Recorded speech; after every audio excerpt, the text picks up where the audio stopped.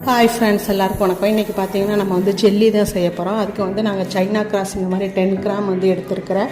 இதை வந்துட்டு கடையிலேருந்து வாங்கியிருக்கேன். கடல் பாசி 10 கிராமு. இதை வந்து குட்டி குட்டியாக கட் பண்ணி எடுத்துக்குவோம். இது இப்படி தான் இருக்கும். 10 கிராமுக்கு வந்துட்டு நம்ம 3/4 லிட்டர் தண்ணி எடுத்துக்கிட்டால் கரெக்டாக இருக்கும். நான் இப்போ பார்த்தீங்கன்னா 3/4 லிட்டர் தண்ணி எடுத்து அதை நல்லா காய வச்சிட்ருக்கேன். இந்த மாதிரி வந்து கடல் பாசியை கட் பண்ணிவிட்டு தண்ணி கொதிச்சதுக்கப்புறம் அந்த இதை வந்துட்டு தண்ணியில் கொட்டி அது கூட தேவையான அளவு எவ்வளோ வேணுமோ உங்களுக்கு சர்க்கரை எடுத்துக்கிட்டு நல்லா இந்த மாதிரி கிண்டி எடுத்துக்குவோம். இது கூட வந்துட்டு கலர் எசன்ஸ் வந்துட்டு எதுவும் சேர்க்கல. நான் அன்றைக்கி வந்துட்டு ரோஸ் மில்க் அதை தான் வந்துட்டு இது கூட ஆட் பண்ணுறேன். நல்லா கலர் கொடுக்கும். சூப்பராக அது மாதிரி நல்லா கிண்டி இறக்கிட்டு அந்த கடல் பாசியெல்லாம் கரைஞ்சதுக்கப்புறம் நம்ம உடனே வந்துட்டு சூடாக நமக்கு எந்த தனி பிளேட்டில் வந்து இது மாதிரி கொட்டி ஆற வச்சிட்டோன்னா ஒரு 3 மணி நேரம் நல்லா சூடு ஆறினதுக்கப்புறம் நம்ம ஃப்ரிட்ஜில் எடுத்து வச்சு நம்ம தேவையான ஷேப்பில்